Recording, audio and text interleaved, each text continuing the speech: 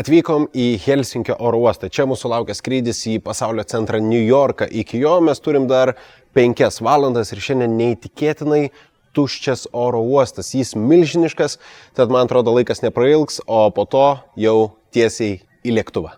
5 valandas oro uoste ir tada, žinai, uždėsim muzikėlę.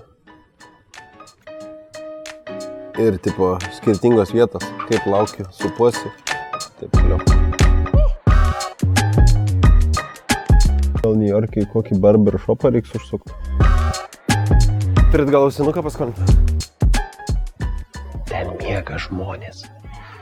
Yra tokios specialios kapsulės. Net ir parašyta go sleep. Tu čia gali ateiti, pasidėti savo daiktus į vidų, pats atsigulti, užsitraukti kaip kokiam kokone, užsirakinti ir miegoti. Pirmą kartą matau tokį dalyką oro uoste.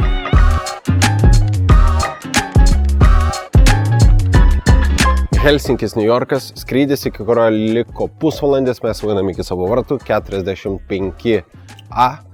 Ir skrisim su Airbusu 330, tokių Suomių oro linijos turi 8, yra 2 konfiguracijos, su ta, kurie skrisim mes, yra 280 berods vietų. Ir parodysiu jums, kaip atrodo tas lėktuvas ir kur reikėtų atsisėsti, norint skristi patogiai ilgas 9 ar kartais net ilgiau valandas. Siūlau atkreipti dėmesį, jeigu norėsi daugiau vietos kojom, yra 31 eilė ir jie atrodo štai taip, daug vietos, daug erdvės. Ir kelios pirmos eilės taip pat čia yra su daugiau vietos kojom. Antra lėktuvo dalis prie avarinių išėjimų taip pat 51 eilė, kuri yra prie avarinių išėjimų, daugiau vietos. Nu ką, pažiūrim, ką čia gaunam.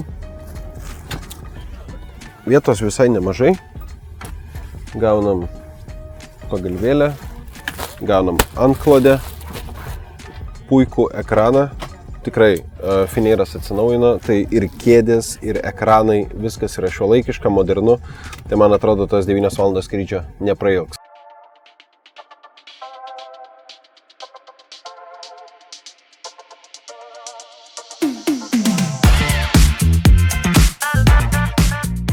Nu ką, pagal grafiką atkeliavo mūsų vakarienė. Pažiūrim, kuogi mūsų maitina. Vištiena su brokolių salotom. Čia turim potato salad, bulvių salotas. Kažkoks deserčiukas, lactose free drink, gėrimas, pieniškas gėrimas, pienas. Ir čia turbūt sviestas šiai bandelį. Visi žmonės jau išėjo, bet jūs dar galite apsidaryti. Thank you, bye.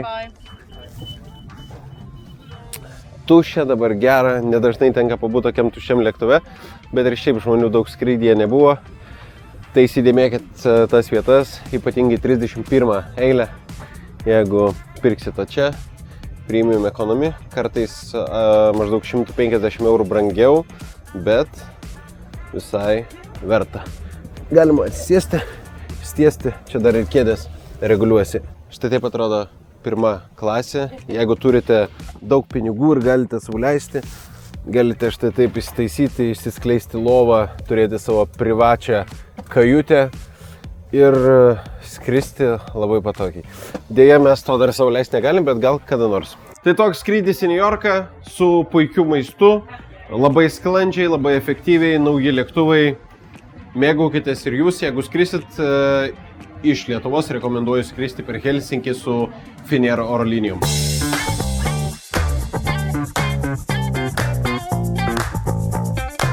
Svarbiausia, kad lagaminai atkeliavo, tai gana nemenkas jau pasiekimas. Beje, rekomendacija visiems keliaujantiems į Jungtines Amerikos valstijas, nesvarbu ar New Yorkas, ar tai būtų Kalifornija, keliaukit taip, kad atskristumėt čia vakare. Na, ne vėlai naktį, bet ir ne anksti ryte. Taip sutaupysit savo jėgų kovodami su laiko skirtumu. Dėl to, kad pavyzdžiui dabar yra 8 valandos vakaro ir kol nukeliausim į viešbutį, kol įsikursim, bus apie 9:30, dar būt gal spėsim užkasti ir tada kaip tik jau bus metas į lovą. Šiais laikais keliaujant į New Yorką viskas labai paprasta, reikia paso, akivaizdu, reikia elektroninės vizos ESTA, kurią galima paprastai užpildyti internetu, ji kainuoja $20, ją paprastai patvirtina per parą, kartais net ir dar greičiau. Viskas, pats metas keliauti pro oro uosto vartus, ieškoti transporto į Manhatano centrą. Oro uoste labai viskas patogu, yra traukinukas vežantis iki Jamaica Station, o jau nuo Jamaica Station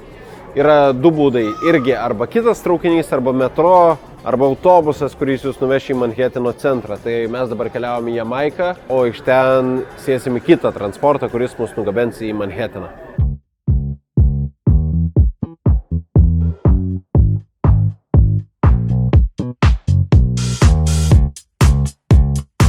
Su AirTrain atvažiavom iki Jamaica Station, tam, kad išeitume, reikia susimokėti $8, toks yra išėjimo mokestis, plus $2.75 kainuos mums metro iki Manhatano centro, tai beveik $11, pirmieji čičink jau krenta iš piniginės, veikia atvykę į nepigų miestą. Nusipirkę metro gaunate tokią kortelę, kurios panaudojus nereikia išmesti, nes ji kainuoja $1 ir kitą kartą, kai norėsit važiuoti New Yorko metro, tiesiog šitą kortelę įstatysit, ją papildysit ir naudosit kaip nuolatinį bilietėlį.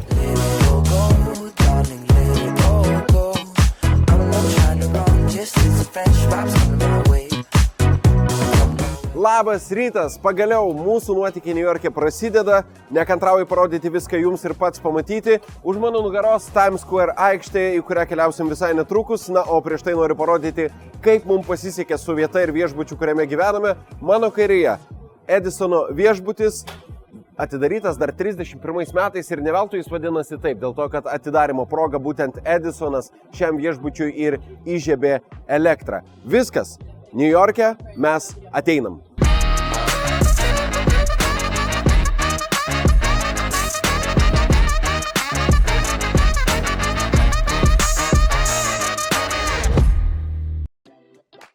New York'e visur reikia vaikščiot pakėlus galvą, neišimtis ir centrinė traukinių stotis. Yra pasaulyje vos keli objektai, kurie yra labiau lankomi negu ši vieta, bet jūs patys matot ir turbūt suprantat, kodėl. Šita didybė leidžia pagalvoti tiesiog, kad tai yra muziejus, o ne traukinių stotis. Istoriniai langeliai, kai kurie net iš jų veikia ir matau, kad dabar galima ten nusipirkti traukinio bilietą. Centrinis laikrodis, visos tos arkos, didžiuliai langai ir žmonės čia dažniausiai ateina ir jie niekur nevažiuoja, taip kaip ir mes. Mes ateinam tiesiog čia pasivaikščioti, apsidairyti, pasidaryti gražių nuotraukų ir tiesiog pasigėrėti šią vietą. Magiška vieta, magiškoj centriniai stoty. 4 kampai tarp šitų arkų yra vienas su kitu susiję. Nežinau, sako vieni, kad patalpinti mikrofonai, kitur kažkokios ausinės, bet esmė labai paprasta.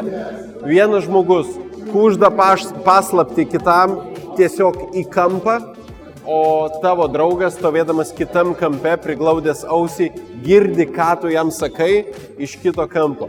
Tai mes visai netrukus irgi pamatysim kartu su Vygantu. Aš atstosiu į vieną kampą, Vygantas į kitą kampą ir vienas kitam bandysim kažką pasakyti, pažiūrėsim ar išgirsim. Aš noriu valgyti. Aš irgi noriu valgyti, einam valgyti. Neįtikėtina, tiesiog ten būnant jaučiasi, kaip garsas nuo vieno kampo keliauja per visą arką ir pasiekia tave. Tas pats yra ir su kitais kampais, tai suraskit centriniai New Yorko stoty šią arką, jinai yra tarp šio Oyster baro restorano ir prie tokio, kaip pavadink, dining course, kur yra daug kitų restoranų. Čia viskas labai aidi, netrukdykim žmonėm klausytis vienas kito.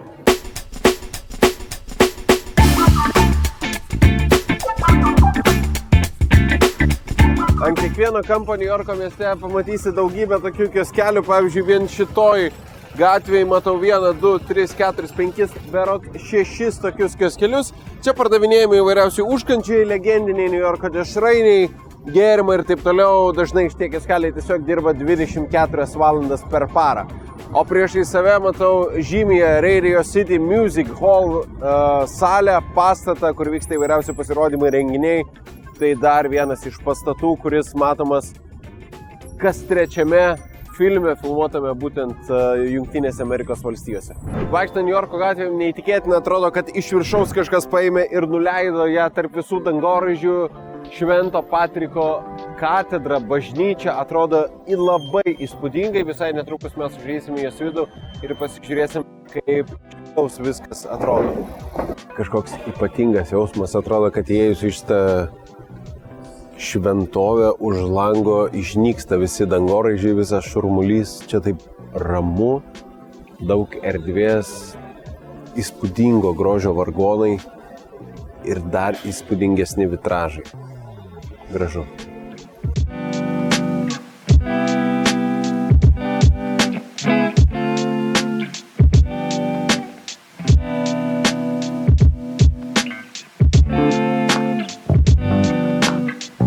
Empire State Building ir Rockefellerio centras tikrai nesidžiaugia, jog šis pastatas atsidarė 2021 metais, bet kas tikrai džiaugiasi, tai žmonės, turistai atvykstantis į New Yorką, tai yra dabar visi pakvaišę dėl šios apžvalgos aikštelės ir dėl galimybės patekti į šį dangoraižį. Ir jūs visai netrukus suprasit, apie ką aš kalbu. Su bilietais čia viskas paprasta ir viskas labai organizuota, nusipirki tiksliu laiku, kada planuoja ateiti. Šiuo atveju mes esam 11 valandą, visus išrikiuoja vieną eilę, išdalina apyrankės ir viskas, laukia to ypatingojo lifto. Yra keli skirtingi bilietų tipai, mes rinkomės vidurinį, kuris kainuoja $59 ir tai mums suteiks galimybę dar šiek tiek aukščiau pakilti su išskirtiniu stikliniu liftu. Pasiruošta. Antpadžiai uždėti, nuo saulės akiniai, sakė, viršų labai atkina saulė nuo visų stiklų ir nuo visų veidrodžių, tai jeigu neturit savo saulės akinių, čia gausit savo laikinus akinius. Jau pakilus į antrą aukštą rekomenduoju tiems, kurie nori atrasti laisvus didelius langus, dėl to, kad žinoma, visi atėję pirmąjį aukštį puola fotografuotis ir sunku rasti vietą, tai antrajam apžvalgos aikštelės aukšte. Dideli langai, mažai žmonių, o vaizdas gal net dar įspūdingesnis.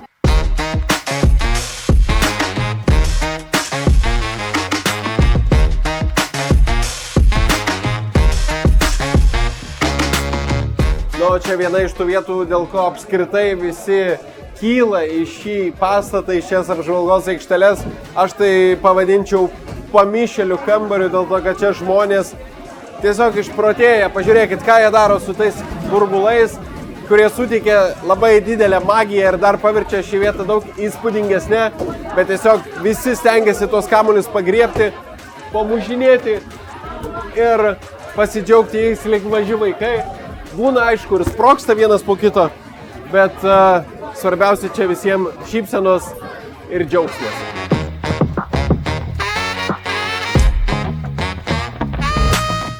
Vienas burbulas neišgyveno.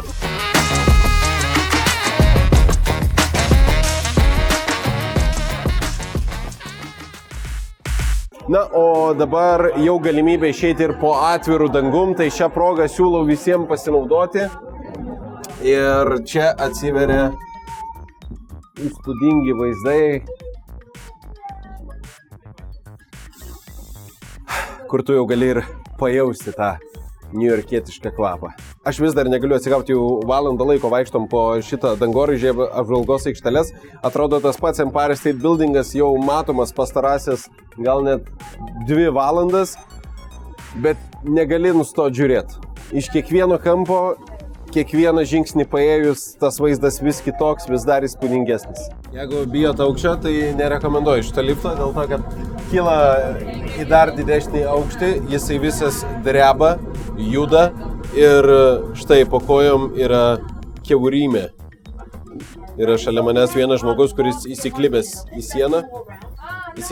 sieną ir nenori vaikščiot, nenori judėti ir nori kuo greičiau nusileisti. Tai jeigu bijot aukščio, šitos vietos turbūt reikėtų jūs išvengti. Nusileidom iš One Vanderbilt dangoraižio, galiu pasakyti, verta visų 100%. Tik pasiplanuokit laiką. Mes užtrukom apie 3 valandas, neskubant, pasimėgaujant visom apžvalgos aikštelėm, pasidarant nuotraukų, tai tiek laiko ir turėtumėt maždaug skirti šiai vietai. Geras dalykas, kad prie pat čia yra ir centrinė New Yorko traukinių stotis, Tad vienoje vietoje galite aplankyti 2 vienus pagrindinių New Yorko objektų. Beje, vietoj gėlių, miesto centre, gal nevalgysiu, kopūstai. Auksiniam raidėm papuoštas Trump Toweris, Trumpo organizacijos būstinė pačiame New Yorko centre, netoli Centrinio parko. Buvęs Jungtinių Amerikos valstijų prezidentas savo kadencijos metais sulaukdavo daugybės protestų prie šio bokšto, susirinkdavo žmonės, rėkaudavo įvairiausius dalykus. Dabar jau viskas kur kas ramiau, tačiau net ir dabar nuolatos prie šio bokšto įėjimo budi apsauga, saugo, stebi dėl to, kad atvykę turistai visą laiką nori atvykti į šią vietą. Anksčiau čia gyveno ir Trumpo keli šeimos nariai, o dabar pats buvęs prezidentas irgi čia turi rezidenciją, kur, manau, karts nuo karto apsilanko, kai atvyksta į pasaulio centrų vadinamą New Yorką.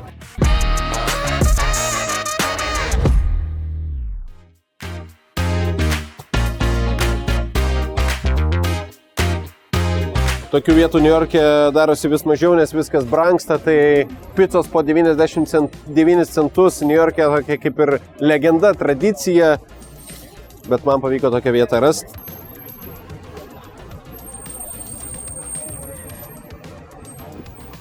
Ta prasme, labai gerai. Už mano nugaros New Yorko Plaza viešbutis žymusis, kažkada jį išgarsino Kevinas McAllisteris, kai pasiklydo New York'e ir buvo apsistojęs būtent šiame viešbutyje.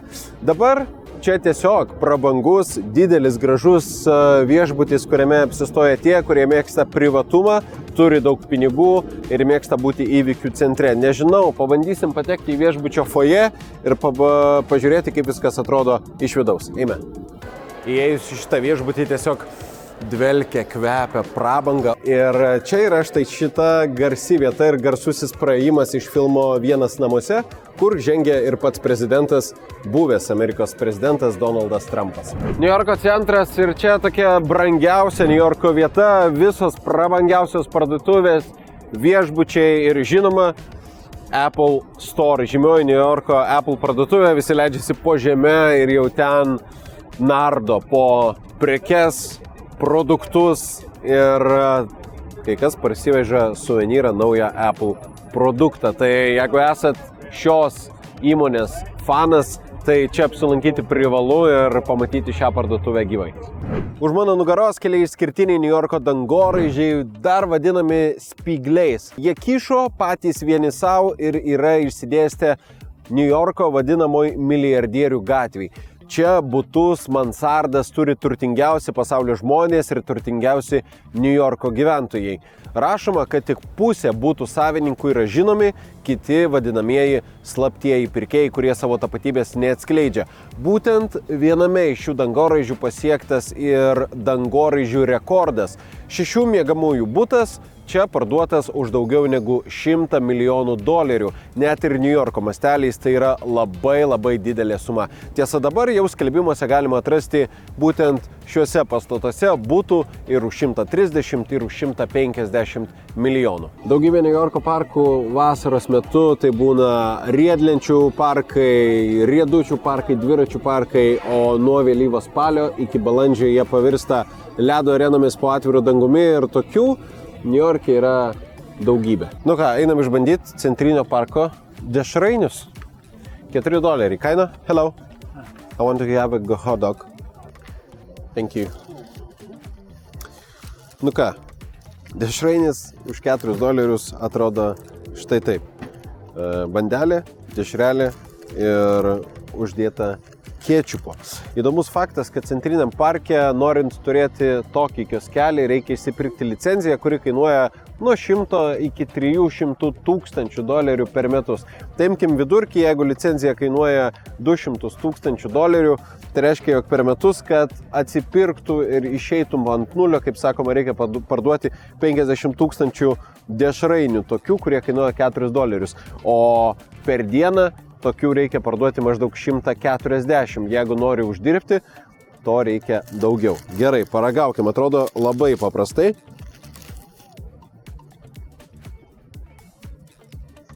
Skonis, lyg būtum tokį pats greit susitepęs ir pasigaminęs namie. Tačiau būnant New York'e, būtų nuodėmė neparagauti ir pačiam neįvertinti.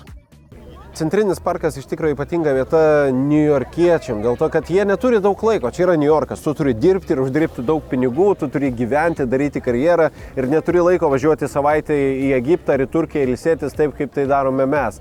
Todėl šis Centrinis parkas ir yra jų poilsio vieta, poilsio oazė, kaip vadinama Niujorko plaučiai. Čia ateina miesto gyventojai pailsėti, atsikvėpti nuo darbų, įkvėpti gryno oro. Įdomu, kad net ir karščiausiam vasaros dienom Centriniam parke temperatūra būna 2 ar netgi 3 laipsniais mažesnė negu Manheteno gatvėse. Tai čia tokia poilsio oazė, kurioje veiklos yra ištisus metus, ne tik tai vietiniams, bet ir ypatingai atvykstantiems turistams. Daugiau negu 20 milijonų turistų atvyksta čia per metus ir tiek rudenį, tiek žiemą, tiek vasarą ar pavasarį čia yra ką veikti. Nuo piknikų iki ledo čiuožyklų, nuo tinklinio aikštelio iki dviračių takų, bėgimo takų, pasivaikščiojimo takų. Tai tikrai vieta, kuri turi būti numeris 1 atvykus į Niujorką. Centriniam parke nuolat vyksta judesys ir įdomus faktas tas, jog apskritai visas Niujorkas kaip didelė filmavimo aikštelė, bet ypatinga vieta yra Centrinis parkas. Čia yra nufilmuota daugiau negu 500 filmų skirtingos scenos. Tai kiekvienas takas, kiekviena detalė, kiekviena Centrinio parko vieta yra kažkur matyta, pažįstama ir jaučiama, nes viename ir kitame filme jūs tikrai tai matėt. Būnant čia, net čiurpai per kūną eina, iš tikrųjų kaip gera tai stebėt. Štai mes atsidūrėm Kinijoje. Sveiki atvykę į Times Square aikštę.